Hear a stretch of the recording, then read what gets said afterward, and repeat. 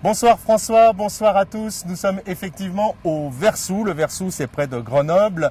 Nous sommes sur le site de CAT Logistique, là où sont assemblées les machines Astec. Alors pourquoi est-ce que nous sommes là avec Antoine Ferrand, qui est ingénieur au bureau d'études Astec. Antoine Ferrand, peut-être juste un petit mot pour qu'on comprenne. Ici, Astec occupe une petite partie de CAT Logistique. Vous êtes combien ici sur le site? Sur le site, on est environ 10 personnes. Entre la production et le bureau d'études, ça nous fait 10 personnes, 5 au bureau d'études et 5 à la production, où on assemble 4 machines en ce moment même, à savoir 2 graphites, une dolomite et une galaxite. Donc ça, ce sont les images qu'on est en train de vous montrer en même temps avec ces 4 machines qui sont en assemblage. Alors là, on est bien sûr devant une machine graphite. On va en parler. La première innovation concerne, et c'est un élément fondamental quand on parle de damage, c'est la sécurité. Un élément de sécurité qui est lié au câble.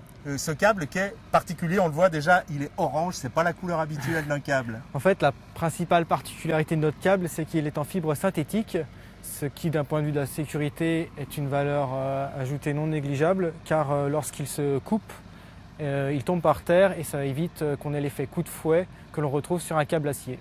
Je vous propose de le démontrer en image, plutôt que de vous le montrer ici, de casser 2 câbles. Nous avons demandé à un fabricant de câbles de nous fournir des images. Ces images que l'on va découvrir tout de suite. On commence, Antoine, par une rupture de câble acier. Alors attention, ça va faire mal. C'est parti pour les images.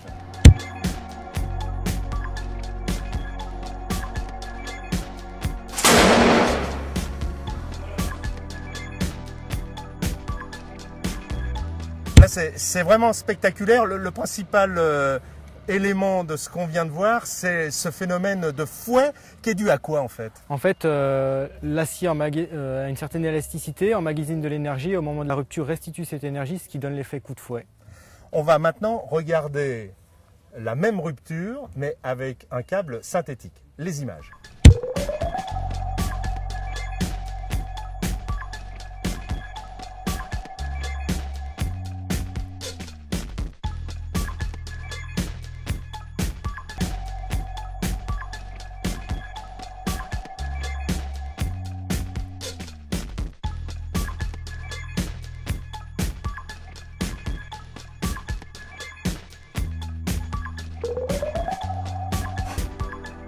Bon, là aussi c'est spectaculaire, on voit un câble qui casse. Combien il faut de force? Là on a un 13 tonnes pour rompre le câble synthétique.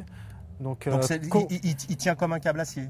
Exactement. 13 tonnes. 13 tonnes. La différence fondamentale? Vu qu'on n'a aucune élasticité sur la fibre synthétique, et à la rupture le câble tombe par terre et il n'y a pas l'effet coup de fouet qui peut être dangereux.